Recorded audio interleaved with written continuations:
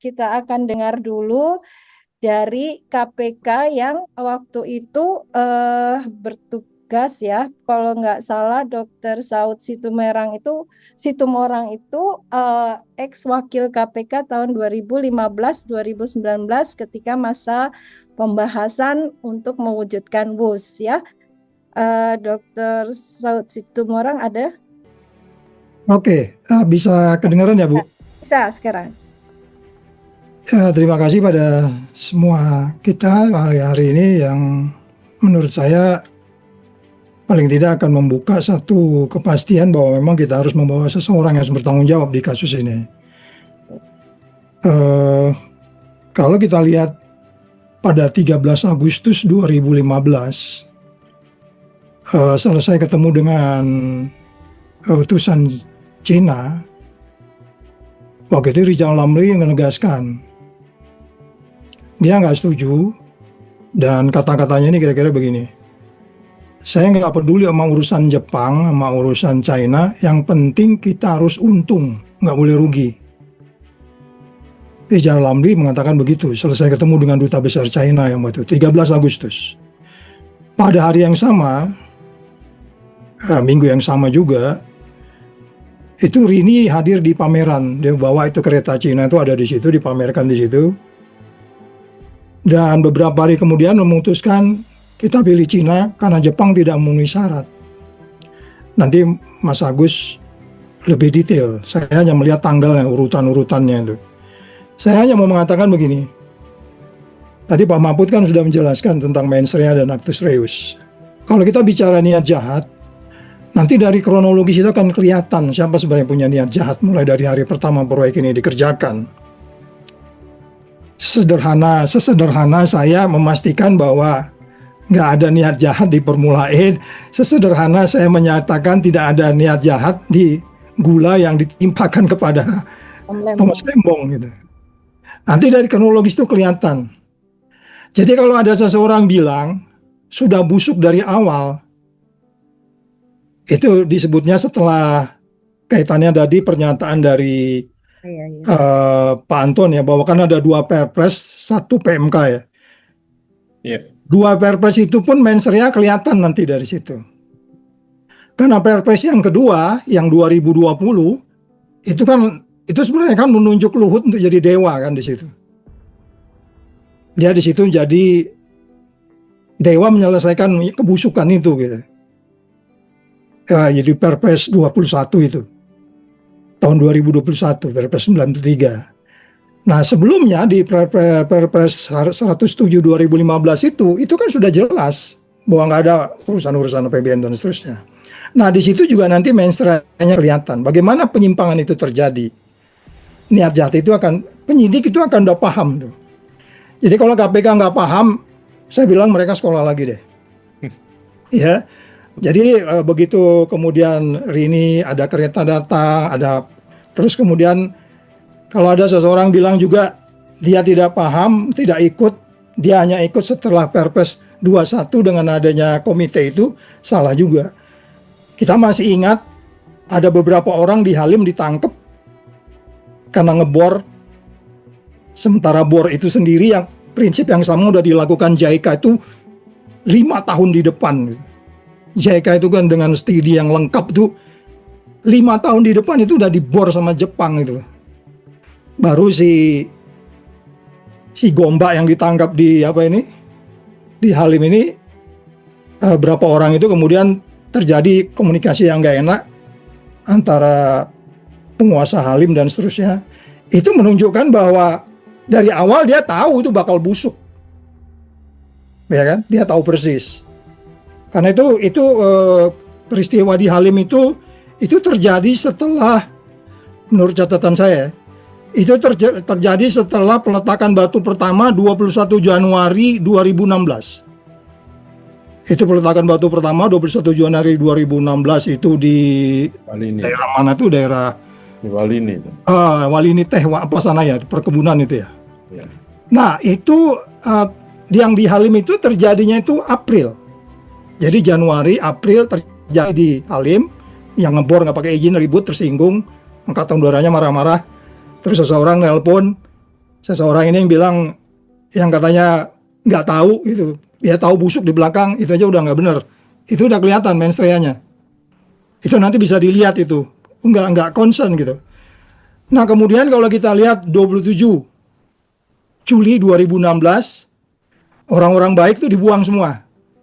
Jonan, Anies, siapa lagi itu? Yang bagus itu. Giri Jalamli, itu dibuangin semua tuh. Kemudian jadilah yang disebut sebagai apa namanya, Menko Marinvest tadi ditempatkan di situ, seolah-olah di situ dia sudah mulai menangani sebenarnya, walaupun sebenarnya perpresnya dia terima itu di 2021. Tapi dia sudah Marinvest di situ, nggak ada alasan dia nggak tahu. Marinvestnya itu kan 2016. Sedangkan dia terimanya itu 2020. Dia bilang 2020 busuk gitu ya. Setelah nerima apa namanya itu 2021, setelah nerima perpres itu. Enggak, dia Marinvest itu 2016 itu Juli. Dan 2000 sebelumnya peristiwa Halim dia tahu, nggak alasan dia nggak tahu. Itu nanti penyidik akan melihat. Jadi kalau kita bicara pasal 2 pasal 3 kerugian negaranya nanti itu kan siapa berbuat apa, nanti Pak Mahfud lebih ini. Ya di pasal 2 pasal 3 itu siapa berbuat apa. Itu nanti yang akan perlu dilihat setelah kemudian kita melihat adanya angka yang tidak konsisten gitu. Kita masuk dari 2 perpres itu aja, terus tadi tambahan dari yang barusan tadi PMK 09 2023 itu udah menarik gitu. Dan mungkin apa namanya, soal angka yang lebih soal besarnya ya, kelebihannya mengenai cost operan kan Perpres 93 2021 itu kan intinya sebenarnya bicara cost operan tuh. Seseorang ditentukan untuk lu beresin dah tuh cost operan itu. Gimana caranya gitu. Iya kan?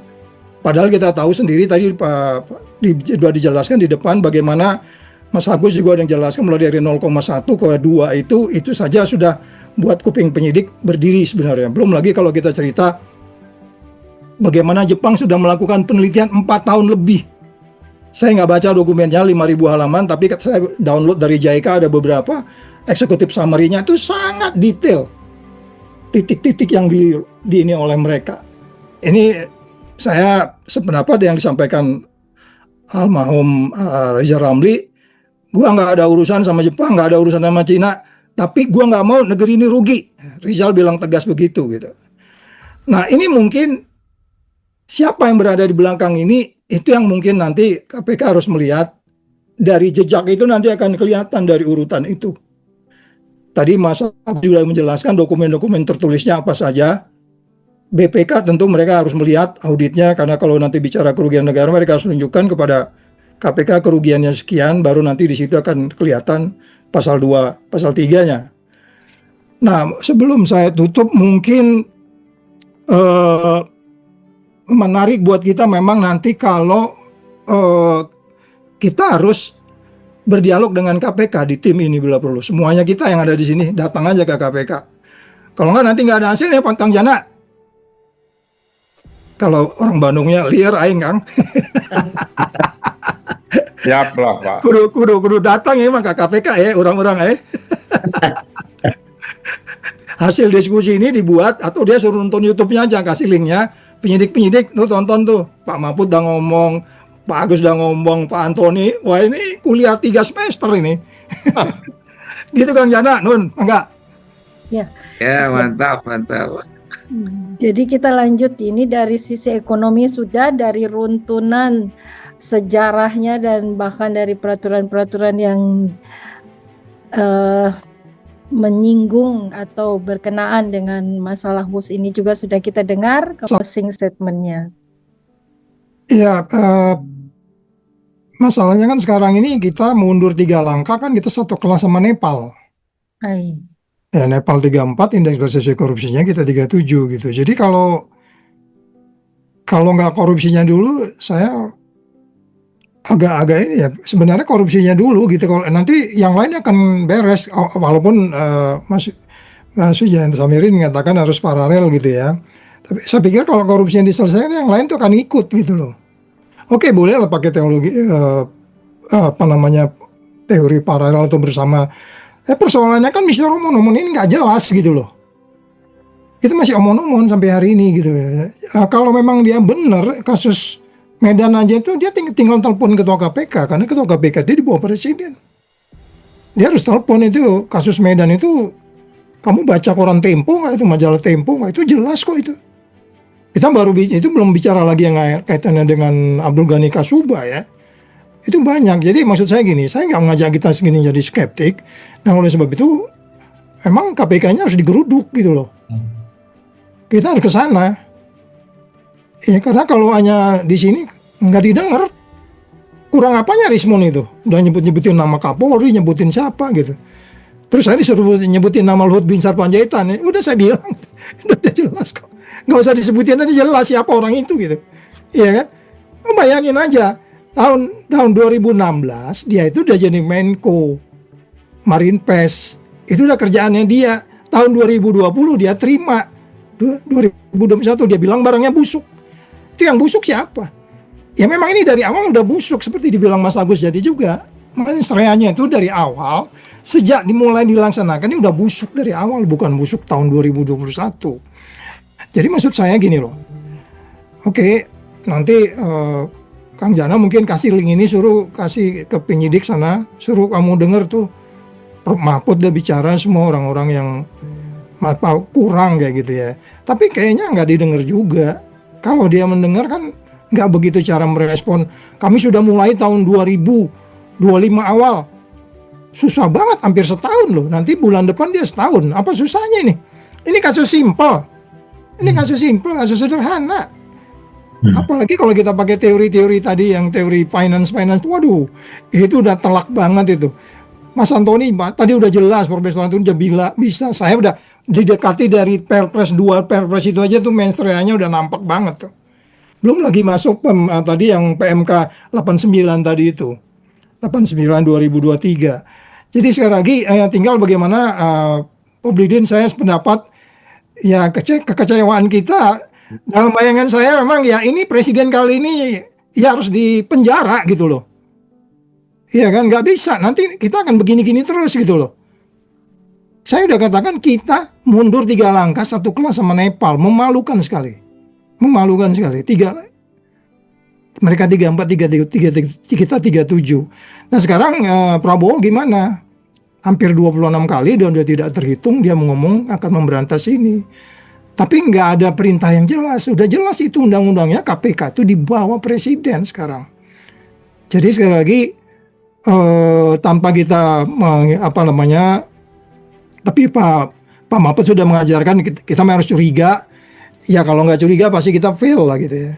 Teorinya memang gitu. Only paranoia survive gitu. Orang-orang yang paranoia ini yang survive, negaranya juga begitu. Dari awal kan kita ngelihatnya plain aja gitu. Oh iya, nanti ada kereta ke Bandung, kita makan siang, balik lagi ke Jakarta gitu ya. Nama keretanya aja namanya Jakarta Bandung, tapi kan kenyataannya keretanya itu Halim Kecamatan Padanglarang kan?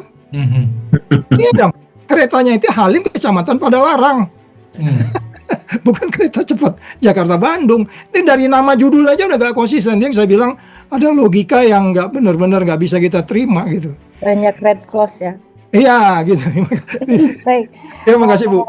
Ya terima kasih Pak Saud Situmorang.